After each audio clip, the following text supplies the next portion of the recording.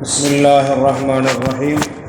அளவற்ற அருளாளன் நிகரற்ற பேரன்புடையனுமாகிய எல்லாம் உள்ள அல்லாஹ்வின் திருப்பெயரை கொண்டு படிக்க தொடங்குகின்றேன். மேன்மை மிக்க பெருமக்களே, நற்பாக்கியங்கள் நிறைந்த துல்ஹஜ் மாதத்தின் சிறப்புகள் பற்றியும் துல்கஅதா மாதத்தினுடைய சிறப்புகள் பற்றியும் தொடர்ச்சியாக படித்தும் கேட்டும் வருகின்றோம்.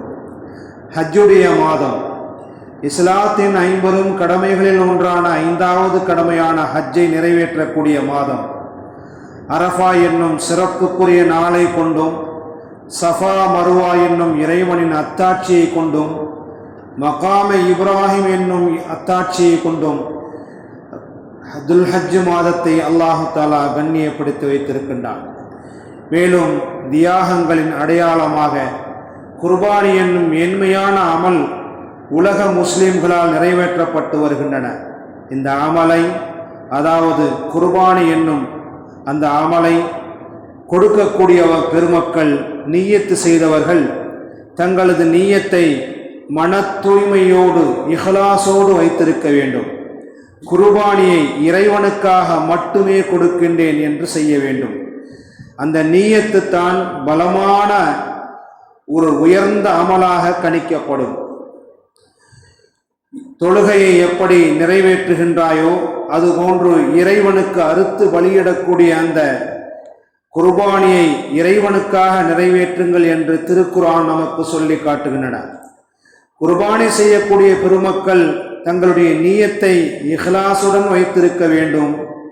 ஏனென்றால் நபி இப்ராஹிம் அலைஹிஸ்ஸலாத்து வஸ்ஸலாம் அவர்கள் பாசம் நிறைந்த தனது மகனார் இஸ்மாயில் அலைஹிஸ்ஸலாத்து வஸ்ஸலாம் அவர்களை அல்லாஹுக்காக வேண்டி அறுத்து பலியிட தயாரான போது அதற்கு பகரமாக அல்லாஹு தஆலா சொர்க்கத்தின் ஒரு ஆட்டை அறுத்து பலியிட கட்டளையிட்டான். இந்த தியாகம் உலகம் இருக்கும் வரை, கியாமத் நாள் வரை குர்பானி என்னும் வணக்கம் இந்த உம்மத்தார்களுக்கு கடமையாக ஆகிவிட்டது. எனவே விலை மதிப்பற்ற நமது தந்தை இப்ராஹிம் அலைஹிஸ்ஸலாத்து வஸ்ஸலாம் அவர்களின் தியாகம் குர்பானி என்ற அமலை புரியக்கூடிய நன்மக்கள் தங்கள் எண்ணத்தை தூய்மையாக ஆக்கிக் கொள்ள வேண்டும். லை யனால அல்லாஹ லுஹூமுஹா வலா திமாவுஹா வலாக்கின் யனாலுஹு தக்வா மின்கும். மக்களே, நீங்கள் கொடுக்கக்கூடிய குர்பானியின் இறைச்சிகளோ அதன் இரத்தங்களோ இறைவனிடம் சென்று சேருவது கிடையாது. ஆனால் உங்களிடம் இருக்கக்கூடிய இறை எச்சம் மட்டும்தான் இறைவனிடத்திலே சென்று சேருகிறது என்று திருக்குர்ஆன் நமக்கு அறிவுரை கூறுகின்றன. மனமுவந்து குர்பானி கொடுக்க வேண்டும். பிறர் பாராட்ட வேண்டும் என்ற எண்ணத்தில் குர்பானி கொடுக்கக்கூடாது. ஏதோ கடமை நிறைவேறினால் போதும் என்ற எண்ணமும் இருக்கக்கூடாது. மனித உயிருக்கு பகரமாக கொடுக்கப்பட்டதுதான் குர்பானி என்னும் அமல் என்பதை சிந்தனையில் கொண்டு வர வேண்டும். குர்பானி கொடுக்க கடமையானவர்கள் அதன் சட்டங்களை மார்க்க அறிஞர்களிடம் கேட்டு அவசியம் அறிந்து கொள்வது கடமையாக இருக்கின்றது. இதுதான் இறைவன் வகுத்ததாகும். எவர் அல்லாஹ்வின் சின்னங்களை மேன்மைப்படுத்துகின்றாரோ நிச்சயமாக அது உள்ளச்சத்தால் ஏற்பட்டதாகும். எனவே நற்பாக்கியங்கள் நிறைந்த ஹஜ்ஜுடைய மாதத்திலே நாம் செய்யக்கூடிய குர்பானி எண்ணங்களின் சட்டங்களை ஒவ்வொன்றாக தெரிந்து அறிந்து செய்ய வேண்டும்.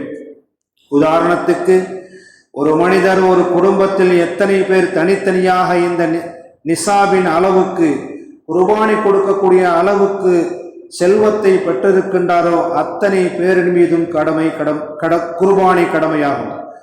ஒரு குடும்பத்திற்கு ஒரு ஆடு போதுமா என்ற சட்டத்தை நாம் பார்க்கும்போது ஒவ்வொருவரும் தனித்தனியாக ஒரு ஆடு அல்லது மாட்டில் பங்கு வைத்து குர்பானி கொடுக்க வேண்டும். குடும்பத்தின் அனைவருக்கும் ஒரு ஆடு போதுமாகாது. அதே சமயம் ஒருவர் மீது மட்டும் குர்பானி கடமையாகி மற்றவர் மீது கடமை இல்லை என்றால் ஒரு ஆடு போதுமானதாக ஆகிவிடும். அவர் தனக்கு கொடுக்கும் குர்பானியில் கடமையில்லாத மற்ற குடும்பத்தினரையில் நன்மையில் சேர்த்து கொள்ளலாமே தவிர கடமையில் அறவே சேர்த்து கொள்ள முடியாது. எனவே ஒரு குடும்பத்திற்கு ஒரு ஆடு என்ற நபிமொழிக்கு நம்முடைய இமாம்கள் இவ்வாறு தான் பதிலளிக்கின்றார்கள். குடும்பத்தில் இருக்கக்கூடியவர்கள் யாருக்கெல்லாம் ஜக்காத் என்னும் கடமையின் அளவு கடமையாகிவிட்டதோ அவர்கள் ஒவ்வொருவர்களும் ஜக்காத் குர்பானி கொடுக்க வேண்டும் என்பதை மேற்கூறிய சட்டம் நமக்கு விளக்குகின்றன.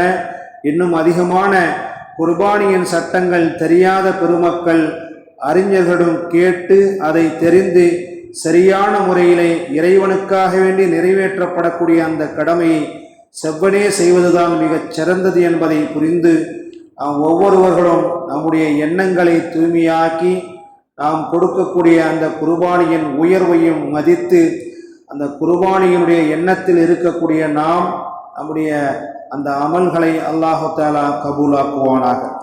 சுப்ஹானல்லாஹி வபிஹம்திஹி சுப்ஹானக்கல்லாஹும்ம வபிஹம்திக அஷ்ஹது அன் லா இலாஹா இல்லா அன்த அஸ்தக்ஃபிருக வ அத்தூபு இலைக். சுப்ஹான ரப்பிக ரப்பில் இஸ்ஸத்தி அம்மா யசிஃபூன் வ ஸலாமுன் அலல் முர்ஸலீன். அல்ஹம்துலில்லாஹி ரப்பில் ஆலமீன்.